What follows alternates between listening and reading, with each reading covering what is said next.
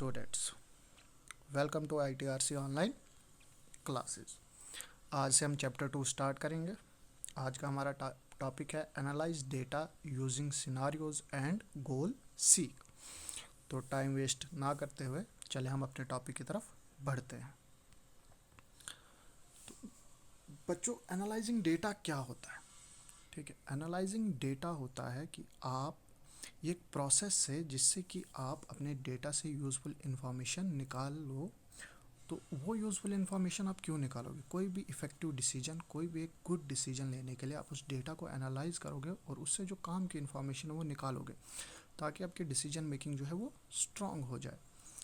तो अब आप कंप्यूटर में वो थ्रू कंप्यूटर ही करोगे। आपके पास बहुत ज़्यादा सॉफ्टवेयर्स अवेलेबल हैं जिससे कि आप डेटा एनालिसिस कर सकते हैं, जैसे कि कैल्क है, एक्सेल है, पाइथन है।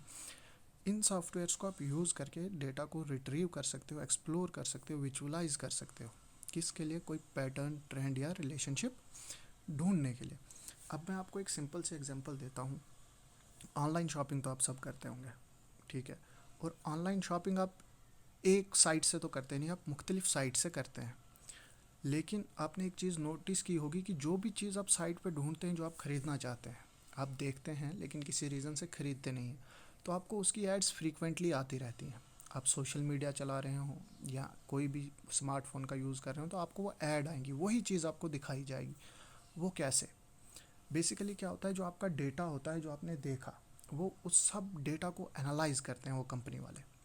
वो देखते हैं, वो पूरा एनालाइज करके निकालते हैं कि ये जो पार्टिकुलर बंदा है ये किस ट्रेंड की तरफ है, ये कहाँ जाना चाहता है। तो वो एनालाइज करके आपको बार बार वही चीज़ दिखाते हैं, ताकि आप अल्टीमेटली वो चीज़ बाई कर लो। ये सब किससे होता है? डेटा एनालिसिस से होता है। Consolidating data.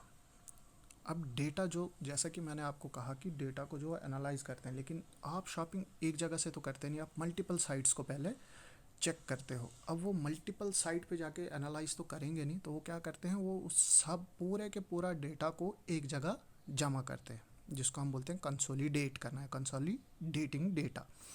पूरे डेटा को मुख्तलिफ जगहों से उठा के एक ही जगह लाना है, इसको बोलते हैं कंसोलिडेशन। तो इसके लिए क्या होता है, एक फॉर्म फंक्शन यूज़ होता है जिसको बोलते हैं कंसोलिडेट फंक्शन। कंसोलिडेट फंक्शन से क्या होता है, मुख्तलिफ शीट से आप डेटा को उठा के एक ही शीट में ला के उसको समराइज़ कर सकते हो। तो आप इसको सेपरेट शीट में कैसे यूज़ करेंगे? सबसे पहले आप अपनी सेपरेट शीट खोलेंगे जहाँ पे आपने डेटा को कंसोलिडेट करना है। एक नई शीट बनाएंगे, ठीक है। तो नई शीट बनाई आपने, उसके बाद आप क्या करेंगे, डेटा पे जाके कंसोलिडेट ऑप्शन पे क्लिक करेंगे, जहाँ से आपका कंसोलिडेट डायलॉग जो है खुल जाएगा। तो कंसोलिडेट डायलॉग खुल जाएगा, फिर वहाँ पे आप जो है अपने जो भी फंक्शन को आप यूज़ करके करना चाहते हैं वो आएगा। बाय डिफ़ॉल्ट सबसे पहले वहाँ पे सम का आता है, ठीक है। जो भी आपको फंक्शन का यूज़ करना है वो आप यूज़ कर सकते हैं।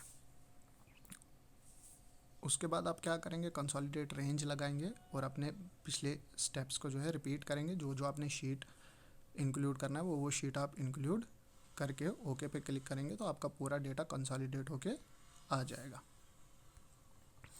सब टोटल टूल जो होता है वो आपके कॉलम्स को सब टोटल करने में लगता है। बेसिकली सब टोटल एक फंक्शन है जिसके आप अंदर आप मुख्तलिफ फंक्शंस का इस्तेमाल कर सकते हैं। जैसे आप काउंट कर सकते हैं, पूरे जितने भी आपके सेल्स हैं उनको सम कर सकते हैं, एवरेज निकाल सकते हैं, मैक्सिमम निकाल सकते हैं, मिनिमम निकाल सकते हैं। सबसे इम्पॉर्टेंट बात ये है कि आप जो है सब टोटल सिर्फ कॉलम्स पे अप्लाई कर सकते हैं, रो पे अप्लाई नहीं कर सकते हैं।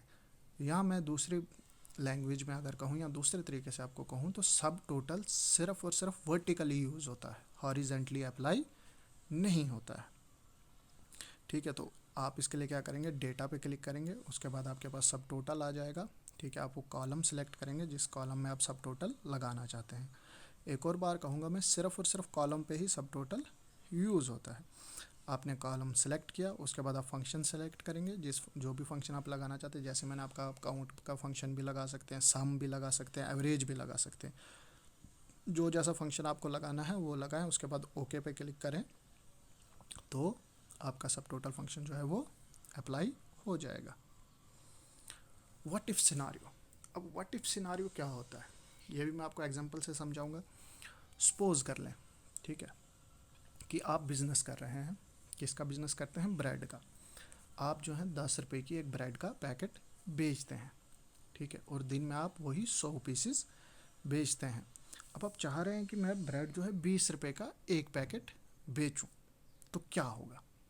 जाहिर सी बात है मुनाफा बढ़ेगा, लेकिन आप एक तरफ से ये भी सोच रहे हैं मुनाफा बढ़ेगा, लेकिन अगर महंगा करूं तो हो सकता है कि जो 100 पीसेस मैं बेच रहा हूं तो वो थोड़ा कम हो जाए, 70 पीसेस या 60 पीसेस बिके। तो उसको बोलते हैं व्हाट इफ सिनारियो, कि आप कितने पीसेस जो हैं अपने बिजनेस में, अगर आप कितने पीसेस बेचेंगे, अगर आपका रेट क्या होगा। तो रेट अगर बढ़ाएंगे तो पीसेस बिकने कम हो जाएंगे, कि क्या होगा, उसको बोलते हैं व्हाट इफ सिनारियो। तो आप स्प्रेडशीट में इसका भी यूज़ कर सकते हैं। सबसे पहले आप क्या करेंगे, जाहिर सी बात है आप एक स्प्रेडशीट खोलेंगे, उसमें सेल को सिलेक्ट करेंगे जिस पे आप अप्लाई करना चाहते हैं। अगर आप मल्टीपल सेल्स पे अप्लाई करना चाहते हैं तो आप कंट्रोल की प्रेस करके रखेंगे और उन सेल्स को सिलेक्ट कर देंगे। फिर आप टूल्स में जाके सिनारियो पे क्लिक करेंगे तो आपका सिनारियो का डायलॉग खुल जाएगा। आप अपने सिनारियो का एक नाम डाल के ओके कर देंगे तो आपका एक सिनारियो जो है वो क्रिएट हो जाएगा। तो बच्चों आज के लिए इतना ही, होपफुली आपको समझ आई हो, बाकी हम नेक्स्ट क्लास में पढ़ेंगे।